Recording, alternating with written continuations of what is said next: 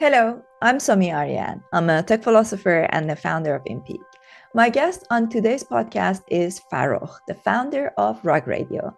A lot of you listening to this are probably used to pronouncing his name as FAROKH, but I also happen to come from a Persian background like FAROKH, and that's the correct pronunciation of his name in Persian. This conversation was a lot of fun. It allowed me to dive deeper into the FAROKH Radio ecosystem and learn more about what they are up to and where they're going, especially as they also have a PFP drop coming very soon.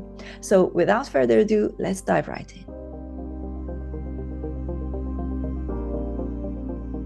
FAROKH, the first time I heard about FAROKH Radio, it was on Overpriced JPEGs very early days when Carly was running that show. And she said there's this thing called FAROKH Radio. I'm very excited about it. It's quite interesting what they're doing. And I think she was advising or working with you closely at the time. She just interviewed us. She Oh really yeah. liked it. Yeah. So I was like, okay, this sounds quite interesting. Then I didn't get into the ecosystem. That was early days. There were so many things going on in the space, in the bull market. There were too many things. It was quite overwhelming. And then over time, I kept hearing about it. And one of the things that kind of stood out for me was that a lot of people had opinions about you as a founder. Like I could hear this quite a lot in the different discourse. People are like, oh yeah, FAROKH this and FAROKH that. And sometimes people really liked you, and some people didn't like you. And it always struck me as it's quite interesting how people have a strong opinion about founders in the space, especially when you become, when you gain a level of success. And I remember when I looked at your Twitter account, you had a post about that. I don't know if it's your pinned one or one of the ones that I that really stood out for me. Was like you were talking about what it's like to be a founder in this space, and some of the experiences that you've had, and the fact that people either really love you or they hate you. No. Mhm. So tell me a little bit about your journey. You're quite young, right? So you mentioned Yeah, you're 28. 28. Yeah. So tell me a little bit about your journey, your experience, and how you are dealing with the ups and downs. Having gone through the bull market, coming into the bear market. How has that all affected you as a person, or impacted you as a person, and how you are coping with all of that? Well, first of all, on opinions, like I genuinely don't care. It doesn't matter to me. The only opinions to me that matter are the people, my team, my family, the people who are my best friends and who help me who do better every day, and like our holders and people who are close to us. I don't care about a Discord group. Like I never did, or else I wouldn't be who I am today. But I think, and it's interesting because everybody has opinions of others until like they have to actually go and do it themselves. Like I always invite anyone who has an opinion on me to come and try and do what I'm doing, and they probably wouldn't last a day. And so, or a week or whatever it is. So that's on opinions. I think every founder should really think that way, right? It's like you have to be open-minded and open to feedback and criticism, but that doesn't mean that opinions should matter and like the way, like in like how you actually like try to accomplish your mission, right? If you have good intentions and you know that your heart's at the right place, that's important.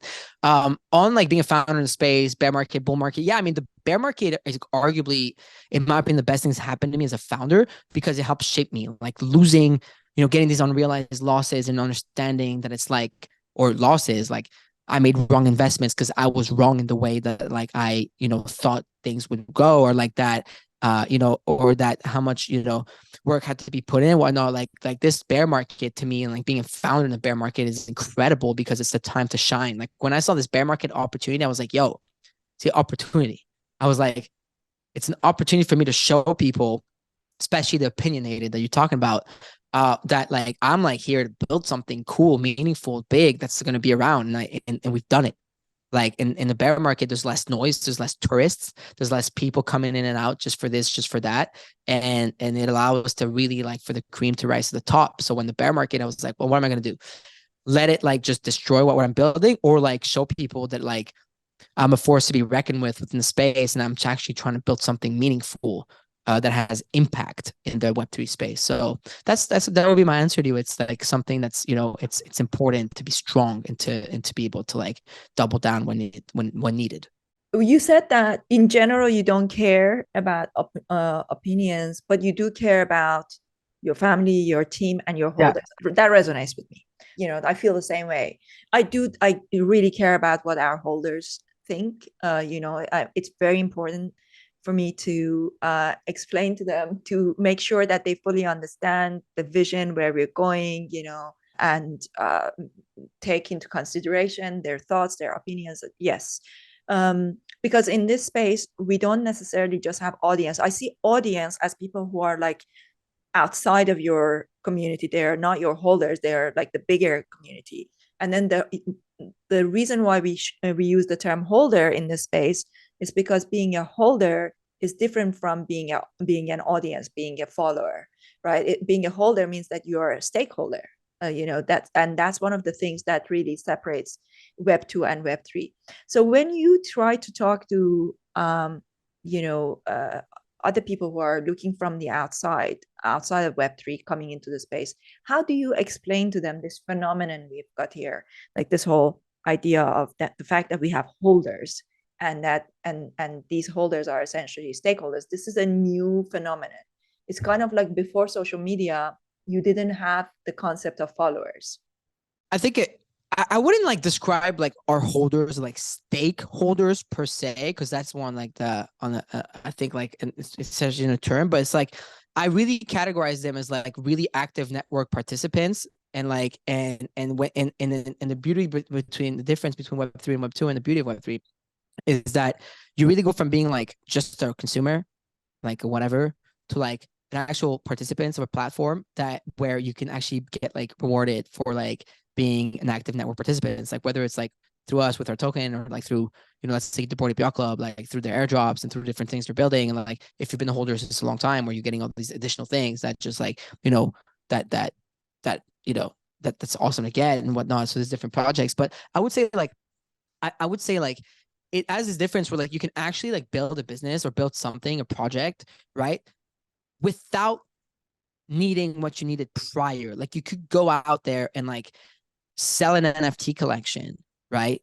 And say, okay, we're gonna do X, Y, and Z with the funds. This is our plan, and actually like come through with it if people believe in you and will actually help you push it, right? So I think like the only reason I wouldn't like go like saying like let's say stakeholder or whatever, because like you don't want people in Web3, like for a long time, like people thought that like owning a doodle, for example, give you equity in the company, but it doesn't, because then they go and they do a raise, right? Or Yeah, having but I guess stakeholder is different from shareholder, right? So we are yeah, not yeah, saying no, you're right in that sense. It's like I think like the problem is, you know what it is, so many you like a have lot of skin people, in the game. yeah, exactly. And like when even like I and the thing is, the projects, and in my opinion, or the most successful right now is the project really managed to get that point across and execute in a way that they managed to show their holders that they actually do have skin in the game. Meaning that, and skin in the game, you and I both know, it doesn't mean equity or it doesn't mean ownership. It means like that your participation and your actions within that network actually helps build the broader ecosystem. Like if I'm a peak holder, I don't own a share of the company, but by using the platform and or adding value to it, then it helps the whole network. Same thing with us, or I think Bored Ape did well, like other projects, I've managed to capture it well. It's like by building around the IP of your ape, you're technically like, because you have skin in the game by owning this ape, so you don't own a piece of Yuga Labs, but by building your IP around it and like products, whether it's food or whatever it is, like you manage to bring a broader value to the main ecosystem and network, and therefore it keeps growing and growing and growing and growing and growing, like with the compound effect and the network effect as well, together. So totally like along those lines. Yeah.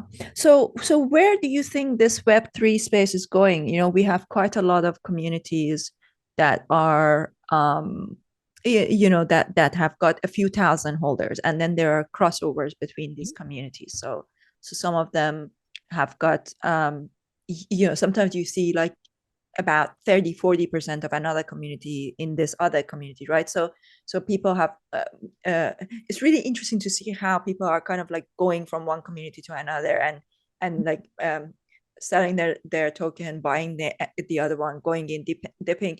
And then as you do that, you keep seeing some of the same faces coming up in different communities.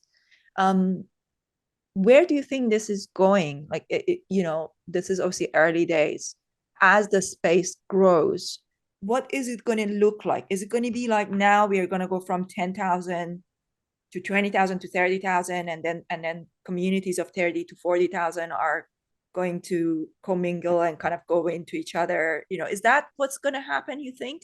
I think like this space is gonna keep growing slowly than all at once. Like there's gonna be a point, and I keep telling people like enjoy these times. We can actually reach out to someone, do a podcast, do an interview, talk to someone, something, because like this is gonna change. Like there's gonna be a point in time where like there's gonna be a lot of people in the space, and there's gonna be so many people. A lot of people are gonna get drowned by it, and the space is gonna be look much different. The spectrum is gonna look so much different in a year, in 3 years, in 5 years, in 10 years than it looks from now, right?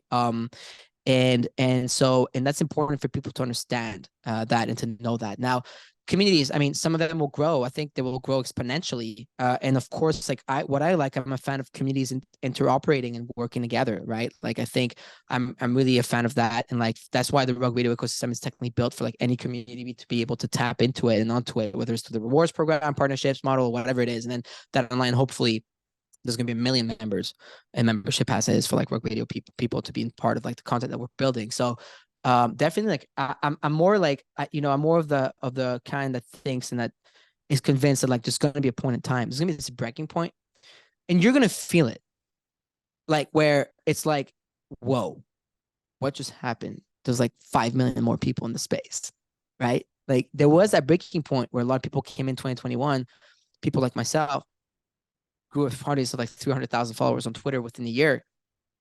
But that audience is nothing, because I think there's another 10x to go from there on an audience level size. Like there's going to be a time where there's going to be millions and millions of people involved in the space. It may be new communities, new projects. The next Bored Ape is probably not born yet. The people haven't even joined the space yet. Like it's going to look much different as we grow. 100%. Yeah, I agree. I do appreciate what you said about the fact that now it's so easy for us to jump on each other's podcasts, and everybody seems like just like 1 to 2 degrees away from you. It's Correct. so it's been pretty easy. For example, for me, I suppose partly because I already have a following in Web 2 on LinkedIn, etc. But when I came into Web 3, nobody knew me. And within a short amount of time, I've had everybody, like from Kevin Rose on my podcast, No, that's to cool.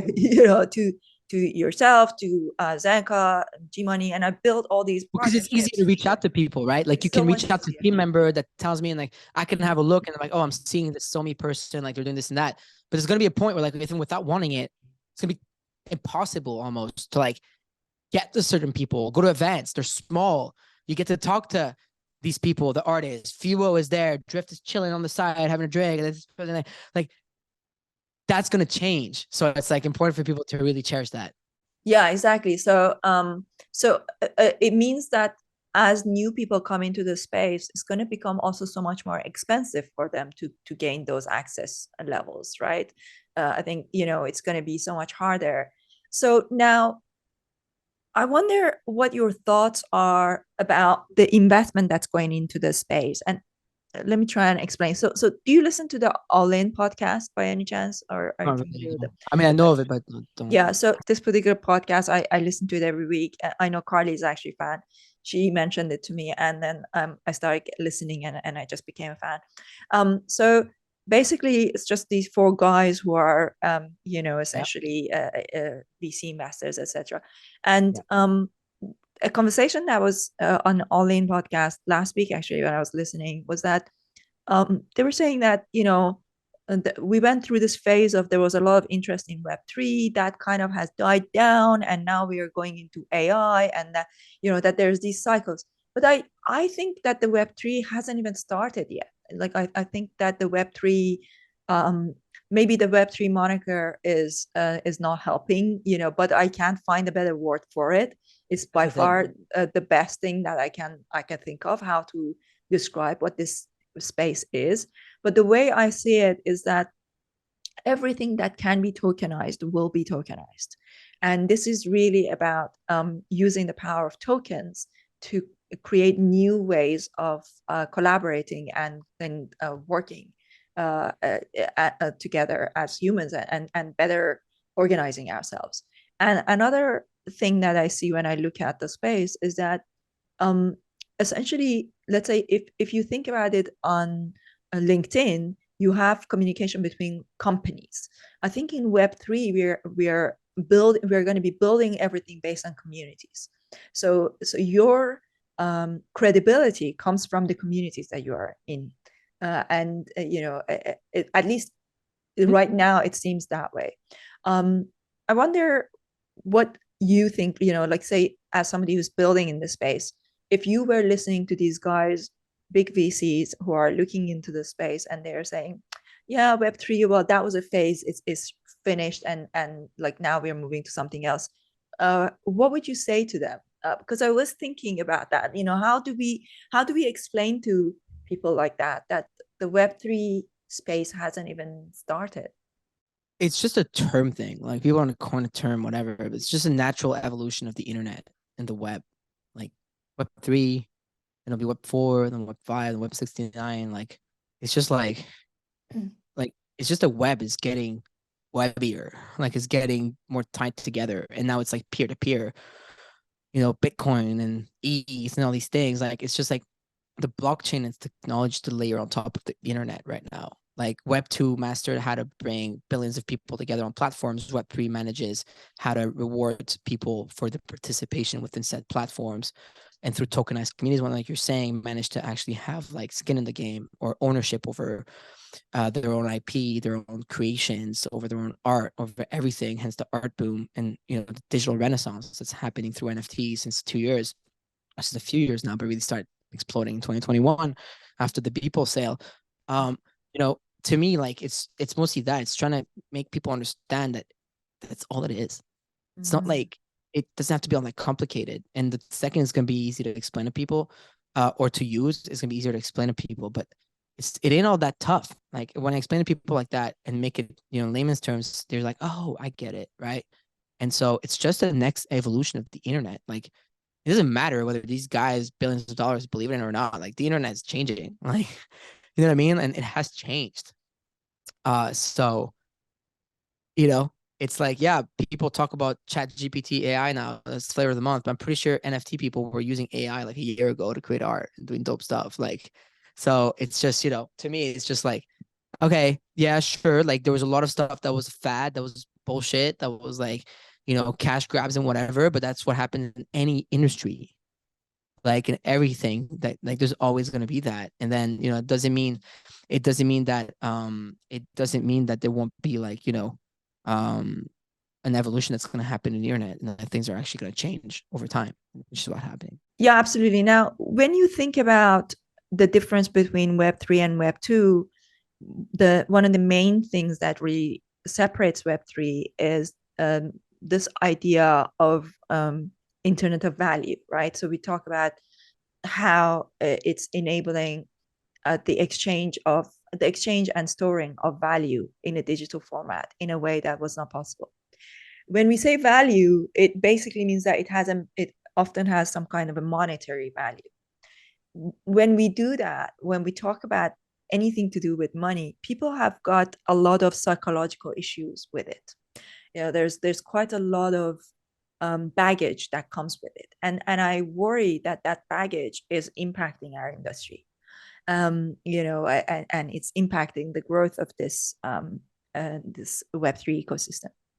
Um, and it opens up a whole new level of game theory that we didn't have before. So basically, when you think about what is token design or tokenomics it's about game theory. It's about understanding game theory, and that's really not a small thing. If you think about it, for most of history, or at least over the past decades, at least, with governments, with central banks, you have this system of tokenomics where you have the quantitative easing and quantitative tightening, and you constantly it's kind of like this tab of water, and you're constantly trying to balance it so that a specific stream of water is coming out, right?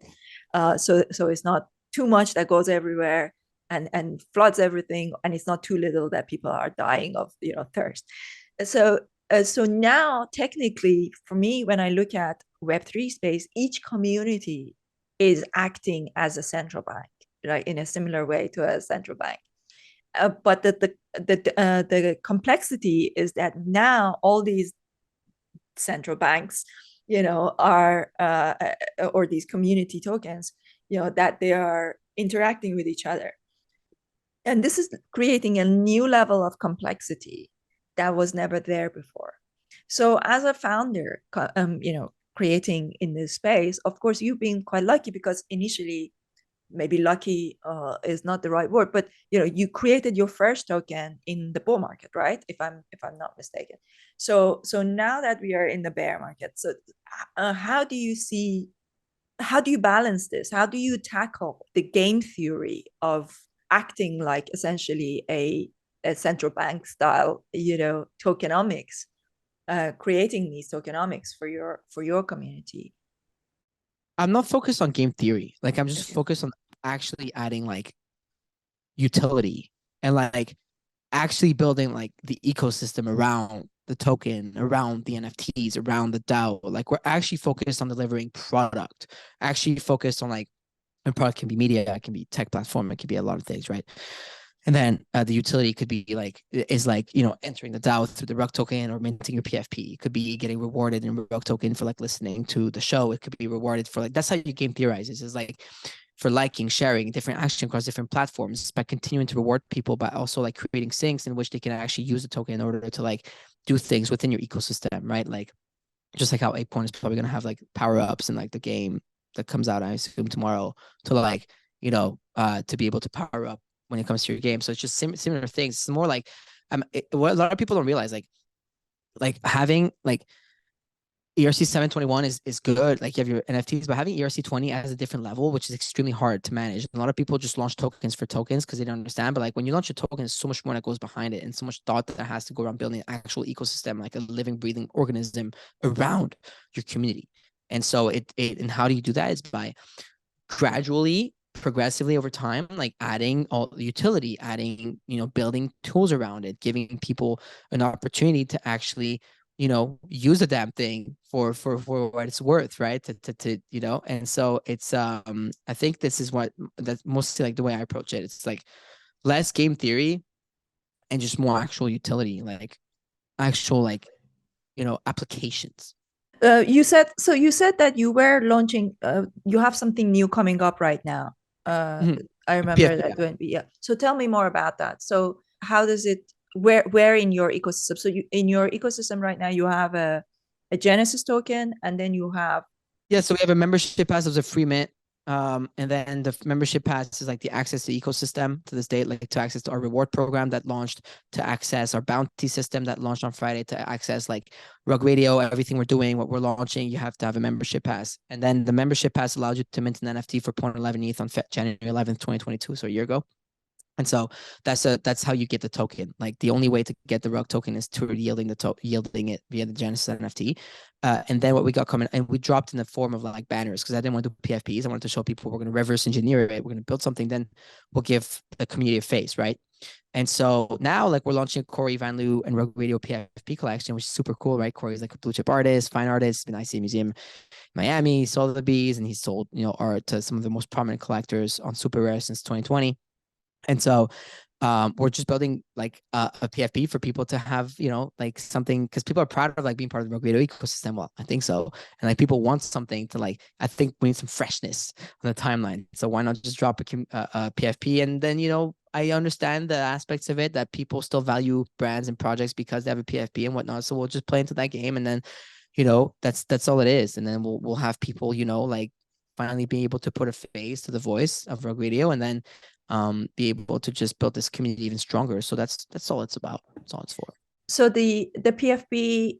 So like for example, I have a Genesis token. Do I need to go and mint it, or do I So get? with the Genesis NFT, you've been claiming RUG token, and basically what you're gonna be able to do is that you're gonna be able to claim PFP on our website for 690 rug.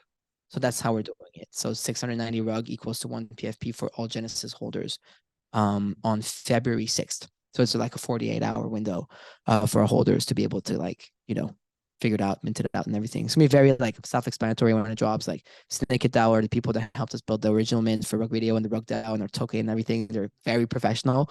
So it's gonna be super fun to do this with them again, and then mint that. I'm excited. It's fun. I mean, I'm obviously focused on building the brand. In the meantime, like whatever, that's in 3 weeks. But then when it gets to that, it'll be fun. It'll be a fun moment, and we'll have it'll be Yeah, really exciting for the holders.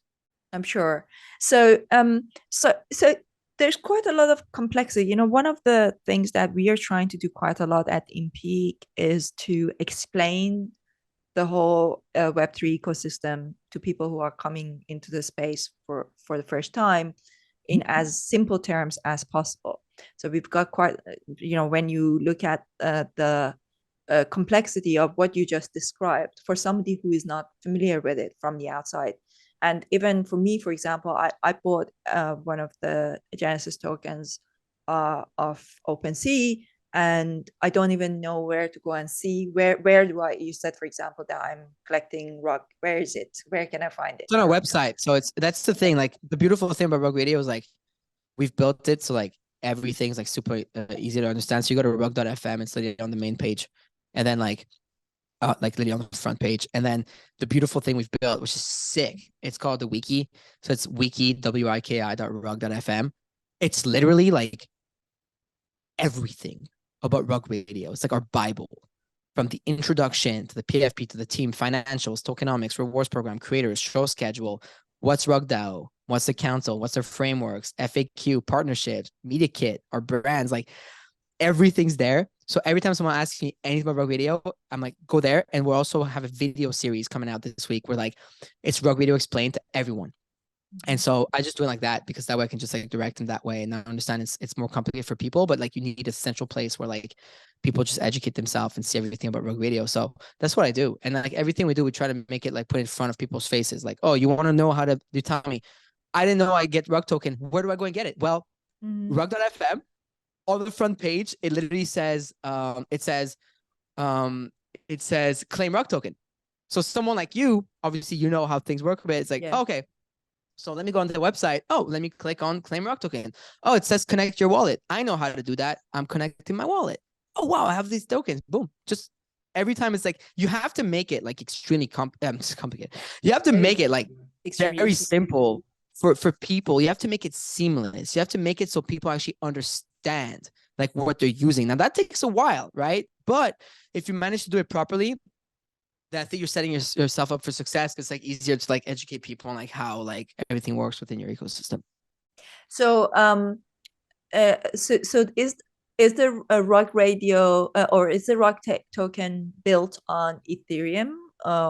Everything. So yeah, we're an Ethereum company, so everything is on the Ethereum blockchain. Our NFTs or So token. is it quite expensive to let's say, for example, to claim it, to buy it, to how does it work? What's To claim it, yeah. it's just gas fees when you claim. Like when you go on the claim, you have to obviously do the gas fees because that's how you know how it is.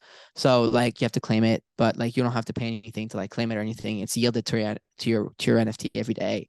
So like if you have a standard rug, you're getting 5 tokens per day every day for 5 years, and you can just go and claim it anytime you want. Like you don't have to actually go and claim it. So that's literally the best way, which is really cool and fun and easy to, to do. It's all on ETH. So Tell me a little bit more about the tokenomics of the Rug token. I want to try and better understand it, especially because we are developing, our token down the line at the end of this year, hopefully early next year.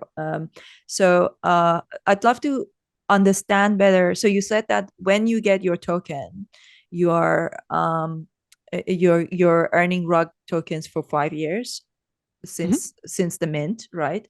So if somebody goes and buys it off, so let's say, for example, if I bought my token 8 months or 9 months or whatever after it was minted, it means the person who had it before me, that person has already accumulated a certain amount of Yep. rug, right?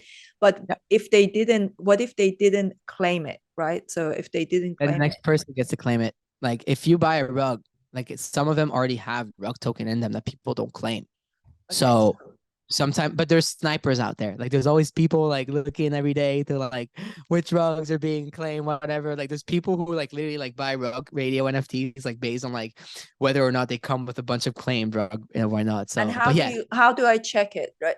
So it's all in the same.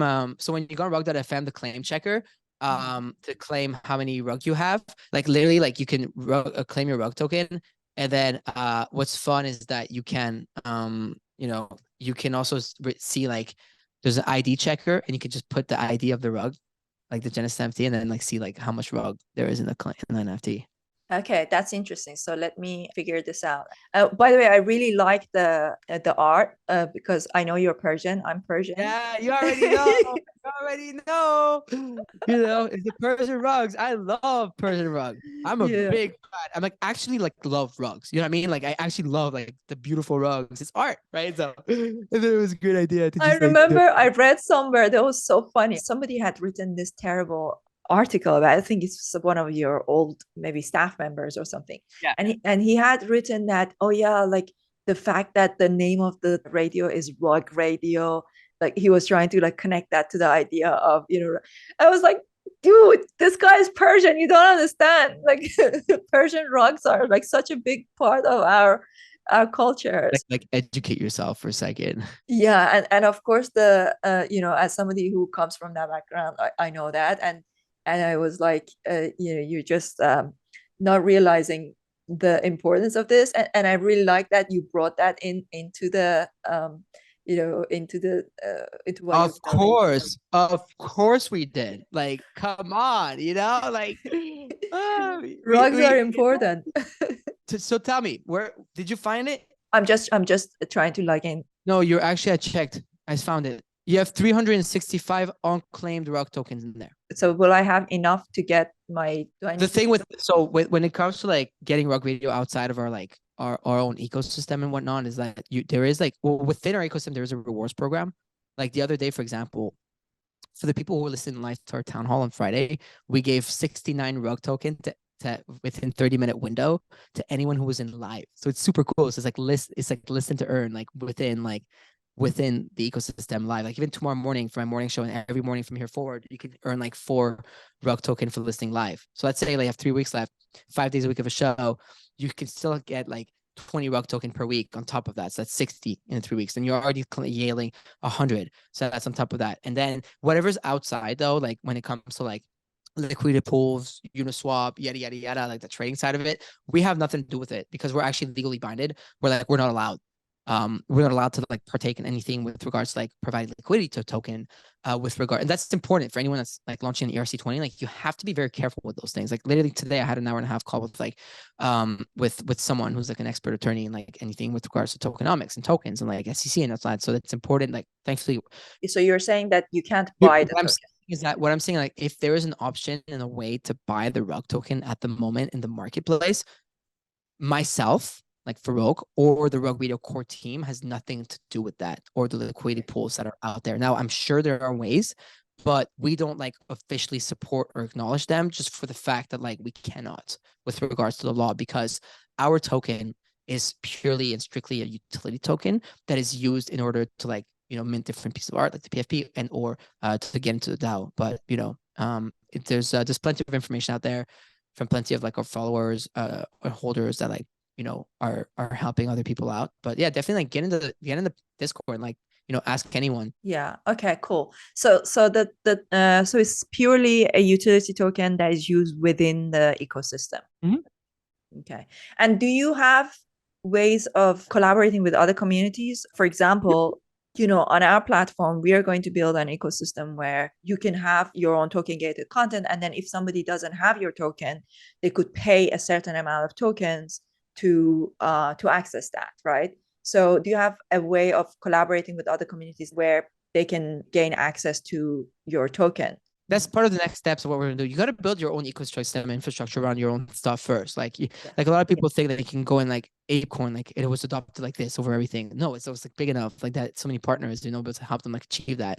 Yeah. And it was even U Labs, like the ApeCoin DAO Foundation, right? Mhm. So, but yeah, there is many ways like for people to participate within our ecosystem. Like our reward store that coming out, like we're gonna be looking for many partners. We want to partner with a lot of people because we want to have a reward store in Rug Token where like it offers you multiple things. So imagine you have a store like where, oh well, you accumulate X amount of rug, you can get an in-peak access to this, for example. I'm just naming, or like you get X amount of rug, well, you get access to like a rec guy thing, right? Or like, different things. So you can, that's the next layer on top of the reward store that's being added is like with our partners, like how we can incorporate them. And then the rug token, when you think about it, we're in a decentralized ecosystem, like the whole crypto space. Anyone can like say, hey, we're accepting rug for this. Like you tomorrow, without my approval, you don't need it. You could say, you know what?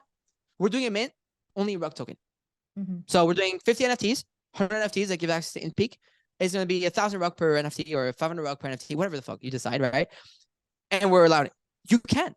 Like, that's the beautiful thing about building a decentralized ecosystem is that the value that it holds is only as good as the value that participants bring to it. You know what I mean? And that goes back to what you were talking about with me earlier when we started. And so that's the beautiful thing. And so definitely, like, there's so many ways. And I'm excited because, like, we're almost there. And, like, in a couple of months, like, by Q2, like, we'll be fully ready to, like, have 50, 100 partners that will be able to, like, use everything in the tools that we're putting out. So, yeah, the answer is yes. Yeah, cool. I look forward to that because I think we can definitely collaborate. 100%. Of course. It's really fun because imagine now I can just build something that collaborates with a bunch of other founders and stuff within the ecosystem. Like, they don't necessarily want to put out an ERC20 or a token out. Well, like, we have incredible general counsel and attorneys. We have an incredible teams. We have incredible people around me that help us build everything we're building. But nobody can either like do it, has access to it, or wants to afford it. And, it's complicated. Yeah, it's a lot of work to build a DAO, to build a token, to build everything. So we're doing it so that hopefully, other people don't have to, and they can just use whatever we're putting out there. So, yeah. So tell me a little bit more about your DAO. So is Rug Radio as a whole a DAO or is it a company? No, it's a DAO. It's a Cayman Foundation, actually, as of December 28th. So we're fully like going the decentralized route. We call it progressive decentralization, of course, but because it takes a few years to get to that. And so we're really like taking the right steps in order to, build a decentralized media ecosystem. So there's no like Inc. or LLC or fucking infrastructure behind the scenes where like FAROKH owns the thing. Like, no, there isn't. And why do you think that's important to you? Why do you think that's like? Why do you prefer a DAO? Because, for example, the way I'm building is that the company is a company, and then there will be a DAO for the community. But the whole thing can't be a DAO because of how fast we want to move, and it's like I just think DAOs are quite messy and difficult. That's because no one's actually done it right. Like, we're actually proving that wrong. We're like, we move fast. Like, we build hyper speed at Rug Radio, and we managed to get votes in. We have 1,000 DAO holders. We have like 300-400 voters per vote, per round of vote. We have a quorum very high that people participate in. Like, I think that's the cool like thing. Like, we could have built a private media company, I'm sure, and I'm down for it. Like, I love these people. Like, I have a lot of friends doing it, but like, that's not what like interests me in a way, right? It's like, I really wanted to build something where like everybody can add value to it and we all build together, and like we're actually trying to prove the DAO model to be true within the NFT space, especially with media, because media has to be built, in my opinion, decentralized, and access to education and like entertainment in a way like has to be like really like in a way like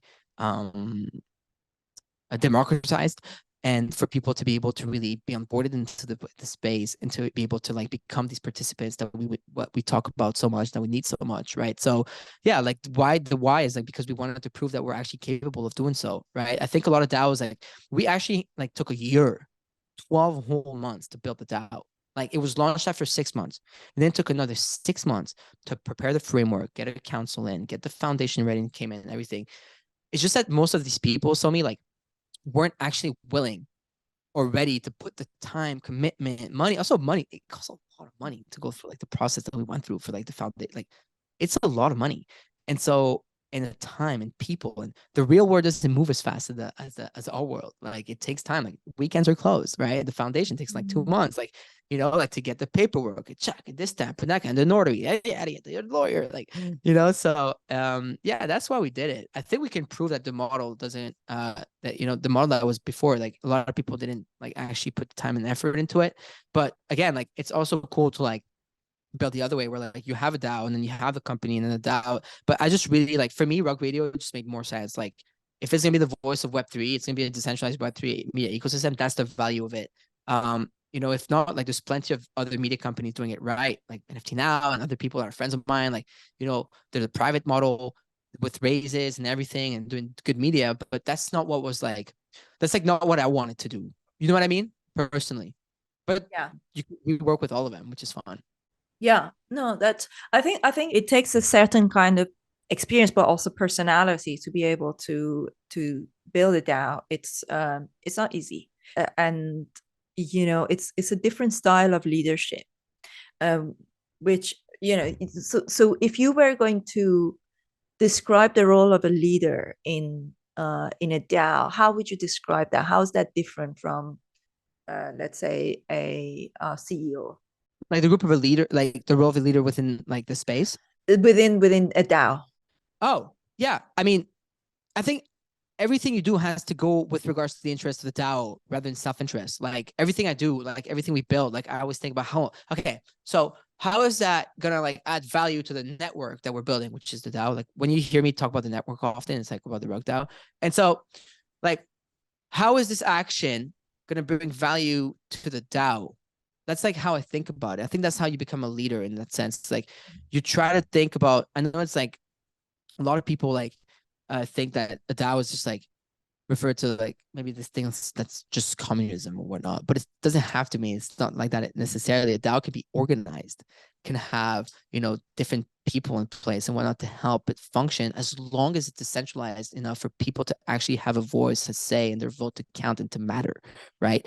And that everybody can put proposals through and whatnot. I think being a good leader of a DAO is like being able to actually stay true to the ethos and the mission of said DAO, so that it doesn't go in a million ways, which happens a lot, and be able to constantly bring value back to the DAO. So I learn every day. It's tough, but I think what I've seen so far within our own is that there's many leaders, many voices, many people that are able to like empower themselves through what we're building and add value back to it.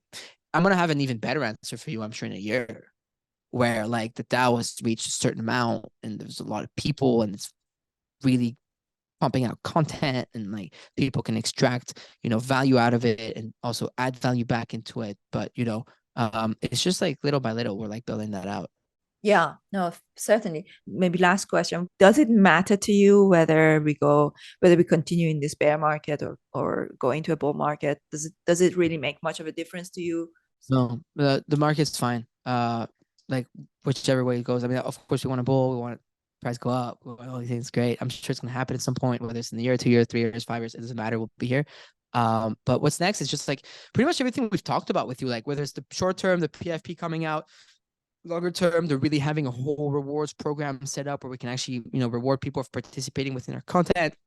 More creators. Like, my full focus is creators, right? I love being able to have shows across the globe 24/7, different languages, and empower people, like even people like you. Like, how do we help someone that's building a cool business, like with what we're doing, like just things like that. Like, that's what I always think about. It's like, how do we actually like interoperate within the space, right? I think too many people are so focused on like trying to build something that's bigger than everybody else. Where like, I'm just trying to build something so big that everybody else is going to try to like work together and like build with it, on top of it, thanks to it, whatever way, right? So just how I see it, it's like this network effect. So a lot of exciting things. I think Rug Radio is just exciting every week. It's like week after week. It's like bang, bang, bang. It's all a bunch of good stuff, but it's just everything I said in the last hour, but like layers on top of it for the rest of the year. That's all it's going to be. It's like just adding layers on top of with the structure we've built for the last year.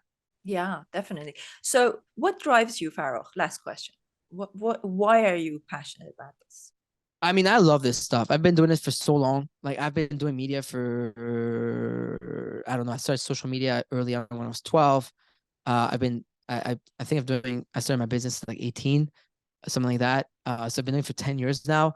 I'm just really passionate about it. I always wanted to change the world as a kid, which is funny, and I always thought I had a voice, but I also always wanted to help people like find their own voices, and so that was always a mission of mine through the years. And so it's just been like a blast, like just be part of a change, be part of history on chain, and like, you know, building this like company here with Rug Radio, this project, this ecosystem where it's like my legacy is going to be on chain forever, and where I like to think that we're adding value and to this world, and just that's what drives me. It's just like the fun, the degen side, the like serious side, like all of it. It's like so motivating. It's like wow, like you know, like I can actually build this thing online through this camera, I have my mic, I got my monitors. Like I can really like build something meaningful and people love it. So it's fun. Awesome. Awesome. Well, thank you so much for all your hard work. And I look forward to seeing what comes next and getting my PFP. Yes. Thank you. I appreciate you. Thank you so much. Remember to come in Discord and chit chat with us. That way we can help you out. Yeah, definitely. I'll do that. I hope you enjoyed this conversation with FAROKH. Be sure to stay on the lookout for their PFP drop and get involved. If you enjoyed this podcast, be sure to subscribe to it on Apple, Spotify, or any other one of your favorite podcast channels. And don't forget to give it a 5-star rating and write a review. The full interviews are also available on my YouTube channel, The Somi Arian Show.